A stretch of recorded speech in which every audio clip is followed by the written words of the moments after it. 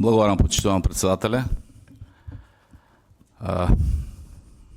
Мора да истакнам дека во спортски жаргон да се изразам дека на оваа тема левица влезе во офсайд. Најверојатно се почувствува занемарени, како кога мали деца се почувствуваат занемарени, па почнуваат да плачат, така и тие сега некако периодов немаа некоја тема, не успеа да снимат ниту еден рилс од собрание, не беа видливи во јавноста и сега мислеа дека нашле тема на која ќе се налепи јавноста и тие ќе добијат некакви дневно политички поени. За жал, она кое што цело време им го укажувам откако сме пратеници, дека како пратеници треба да читаат, треба да анализираат и треба да дебатираат за она кое што е предлог, закон или предмет на дневен ред. Затоа што не дека ми е грижа за левица, ама веќе навлегуваат во онаа приказна со овчарот и волкот, кога од досада овчарот викал дека овците му се нападнати од волк, еднаш доаѓаат луѓе да му помогнат, друг пат доаѓаат, меѓутоа третиот пат натаму не доаѓаат, иако тој реално имал напад на овците од волкот. Така и левица ќе се обиде да крене паника за една тема, нивните гласачи ќе видат и поддржувачи дека тоа врска нема со реалноста. Втор пат ќе се обидат вака, трет пат и веќе луѓево почнаа да коментираат дека левица апсолутно е несериозна политичка партија и дека за жал ги лаже своите собствени поддржувачи кревајки теми кои што врска немаат со реалноста. И овдека што успеав да слушнам, се изнаслушав за многу небулози во стил дека јавно предпријатие се формирало за 3 дена и дека преку јавно предпријатие, за да влезат сега во тој нивен идеолошки речник, се испумпувал капитал, натам, така натам, апсолутни небулози. Овие законски измени најпрво треба да им се извинат на нивните поддржувачи, не се работи за нов закон за минерални суровини, како што пишуваат по нивните пејџови, каде што не ставаат со слики сите нас пратениците од власта, од ВМРО, ДПМН, преку и тука покажуваат колку се капацитативни, користат вештачка интелигенција за креирање на слики, дури не се доволно капацитативни, туку имаат еден графички дизајнер кој што тоа ќе го направи како што треба, па по пејџовите на нивните општински организации ставаат слики од пратеници дека се носело нов закон и дека, замислете, во дворовите на граѓаните, во нивните дворови ќе дошле странци и ќе им копале. Тоа го прави левица, како што реков, како едно занемарено малечко дете кое што бара внимание. Така се однесува и левица. Небулозно е да се тврди дека во вакви околности во кои што Република Македонија живее, во аспект на земајќи геостратешката ситуација во цела Европа, проблемите кои што се дешаваат, да каже некој дека рек Битола требало да се затвори и дека ми е гајле за тие 3000 луѓе кои што ќе останат семејство без плата, тоа било работа на Министерство за социјална политика, или не живее во реалноста и оваа политичка функција која што ја добил веќе го исклучила од реалноста, или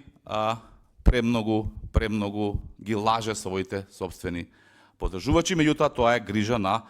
членството и симпатизерите на левица да видат какви луѓе ги презентираат. Она кое што јас ќе го истакнам овдека е дека преку 70% од електричната енергија базна, оние кои што разбираат енергетика знаат што зборувам, базна енергија во Република Македонија ја произведува рек Битола. Да, имаме фотоволтаици, да, имаме хидропотенцијал, да, имаме ветерници, нешто, меѓутоа базната енергија, енергијата која што 24 часа се произведува, затоа што фотоволтаици ноќе не произведуваат електрична енергија и не може да функционира системот, ја произведува рек Битола. И ние како држава, стратешки, без сериозна стратегија, која што ќе биде усогласена нормално со меѓународните организации и стандарди, и во овој геополитички однос, не можеме ни да помислиме дека можеме граѓаните првенствено на Македонија да ги оставиме без електрична енергија, што ќе се сложите сите небулози, а второ, како аргумент дека 3000 луѓе треба да останат под грижа на Министерството за труд и социјална политика. Нека знаат битолчани што мисли левица и ова нека го земат сериозно, затоа што имам информации дека оваа дебата се емитувала во живо на пејџот на левица. Еве да им се обратам на поддржувачите на левица од Битола, да знаат дека нивната политичка партија се залага да се затвори РЕК Битола и 3000 битолчани да останат на улица, односно, како што беше овде кажано, да останат под грижа на Министерството за социјална политика. Второ, се зборуваше овдека, пак ќе кажам, предпоставувам од непознавање на работите во енергетиката, дека произведената електрична енергија се давала по поевтина цена кон универзалниот снабдувач, да тоа се прави така, за да може граѓаните да имаат субвенционирана цена на електрична енергија. Затоа што ако одевме по паметот на претходната власт на СДСМ, која што исто вие критикувавте, тие прифатија преку планот за раст и реформската агенда, Македонија комплетно да го либерализира пазарот за електрична енергија, тој е либерализиран за индустријата, сега зборувам за домаќинствата, тоа по автоматизам ќе значи 20-30, можеби повеќе проценти зголемена цена на електрична енергија. И тоа треба да го знаат граѓаните. Доколку она за кое што се залага левица, да се продава струјата, електричната енергија, по пазарна вредност да биде цената, по автоматизам ќе значи дека крајниот потрошувач, односно домаќинствата во Македонија треба да плаќаат 30% поголема електрична енергија.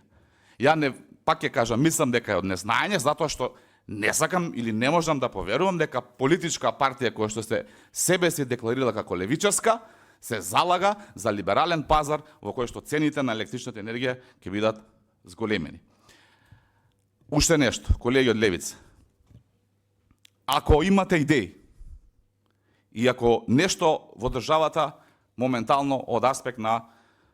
енергетиката, минералните суровини сметате дека е погрешно, имате легитимна можност да изработите предлог законски решенија, ако имате капацитет, да ги доставите овдека во собранието не поскратена, поредовна постапка, како што вас ви пречи, не знам зошто, се работи за 2-3 дена разлика, нема проблем, поднесете ги. Ќе дебатираме сериозно на темата, ако сакате јавни расправи ќе организираме, ќе ги повикаме надлежните министерства, нема проблем. Поднесете и ќе дебатираме. Меѓутоа, она кое што мора да го знаете, е дека ВМРО-ДПМН излегло со сериозна, квалитетна политичка програма, со луѓе кои што таа програма ја подпишале и ја легитимирале на избори и добиле огромна поддршка да ја реализираат таа програма. На Македонија и треба економски раст и развој, затоа што ние како политичка партија не сметаме дека луѓето треба да бидат под социјална и под социјала, односно под Министерството за социјала, туку напротив, мислиме дека треба да имаат поголеми прати, поголеми приходи и да живеат подостоинствен живот. Тоа може единствено доколку се намалат бариерите кои што ги имаме административни и кои што ќе предизвикаат економски раст и развој. Сите инвестиции кои што ги зборувавте овдека, кои што ги критикувате, ќе бидат реализирани затоа што тоа и е потребно на Македонија, затоа што тоа им е потребно на граѓаните на Македонија. Затоа што граѓаните на Македонија не сакаат да бидат под Министерството за труд и социјална политика, туку напротив, сакаат да имаат достоинствени приходи за оној труд кој што го вложуваат. Е така ВМРО-ДПМН ја гледа политиката и така добила доверба од граѓаните да ја реализира. Вашите десно, лево, комунистичко и не знам какво идеолошка ориентација која што за една работа имате левичарска идеологија, за друга работа десничарска, националистичка, за трета работа не знаете ни вие каква идеологија имате, тоа кога ќе си го добиете мнозинството во парламентот, ќе спроведувате, ќе укинувате предпријатија, ќе затварате јавни капацитети, ќе колете, ќе бесите се она што го пишувате по вашите Facebook. До тогаш ќе бидете конструктивна опозиција која што ќе дава конструктивни предлози и ќе биде во придонес на доброто на граѓаните на Република Македонија. Вакви пиеровски финти ќе траат 1 до 2 дена и повторно ќе спласнат и повторно ќе немате тема и повторно ќе останете на едноцифрен број на пратеници. Ви благодарам.